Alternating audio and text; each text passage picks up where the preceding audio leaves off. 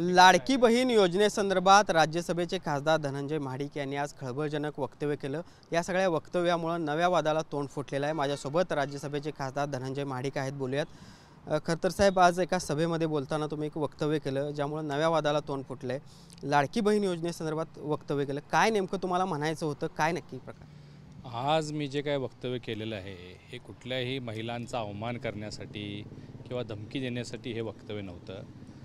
महायुतीच्या सरकारच्या योजनेचा लाभ घेऊन काही ठराविक लोक, विशेषतः काँग्रेसची मंडळी, लव जिहादचा प्रकार करतायत आणि म्हणून त्यांच्यासाठी मी आज हे वक्तव्य केलं होतं की अशा पद्धतीनं सगळ्या योजनांचा लाभ घ्यायचा आणि मग निवडणुकीमध्ये काँग्रेसच्या आमिषाला बळी पडायचं, खोटा नरेटिव्हला बळी पडायचं, ते होऊ नये म्हणून मी अशा पद्धतीचं आज भाषण त्या ठिकाणी केलं होतं। पण लाडक्या बहीण योजनेची लाभ घेणाऱ्या महिला जर त्या रॅलीमध्ये दिसल्या तर त्यांचे फोटो काढा, त्यांची व्यवस्था आम्ही करू, असं एक वक्तव्य तुम्ही केलं। त्यामुळे त्याचे वेगवेगळे अर्थ निघतात।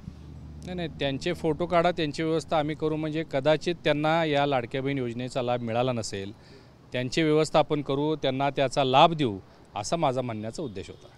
पण ह्या तुमच्या वक्तव्यानंतर अनेक राज्यभरातल्या काँग्रेसच्या नेत्यांनी तुमचं हे भाषण ट्विट केलेलं आहे आणि या सगळ्याला कुठेतरी आता जबाबदार तुम्हाला धरलेला आहे किंवा टीका तुमच्यावर होते आता या सगळ्या ट्विटद्वारे। म्हणूनच मी आज स्पष्टीकरण देत आहे की यामध्ये काँग्रेसच्या नेत्यांना या निवडणुकीमध्ये त्यांच्या हाताला आता काही लागलेलं नाही।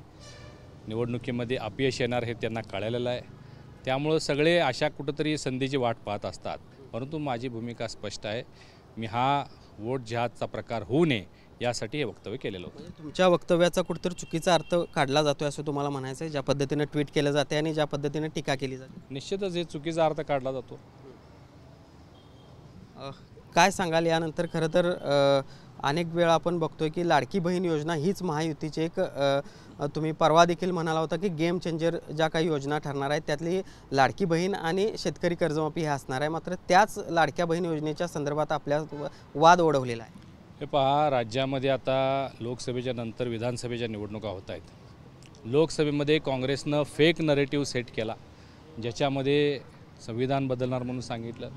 लोकसभेमध्ये स्वतः राहुलजी गांधी यांनी महिलांना 8,500 रुपये खटाखट देतो म्हणून सांगितलं, खोटा नरेटिव्ह सेट केला आणि अशा आधारे त्यांनी मोठ्या प्रमाणात महिलांचं मतदान घेतलं, विशिष्ट समुदायाचं मतदान घेतलं आणि वोट जिहाद केलेला प्रकार आपल्याला पाहायला मिळाला। आणि म्हणून या विधानसभेमध्ये लाडकी बहीण योजना असेल, शेतकरी सन्मान योजना असेल, शेतकऱ्यांची कर्जमाफी योजना असेल, या सगळ्या योजना ह्या गेम चेंजर होणार आहेत आणि अशा या सगळ्या योजनांचा लाभ घेणारे लोक हे महायुतीच्याच पाठीशी उभे असणार आहेत। त्यांनी कुठेही चुकीच्या दिशेला काँग्रेसच्या बाजूने जाऊ नये अशी माझी भूमिका आहे।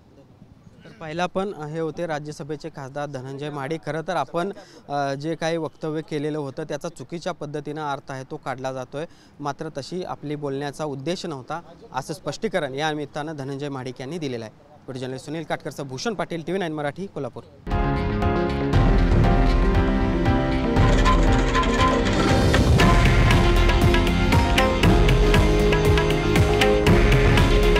हे आहे देशातील नंबर 1 न्यूज नेटवर्क आणि आपण पाहत आहात TV9 मराठी।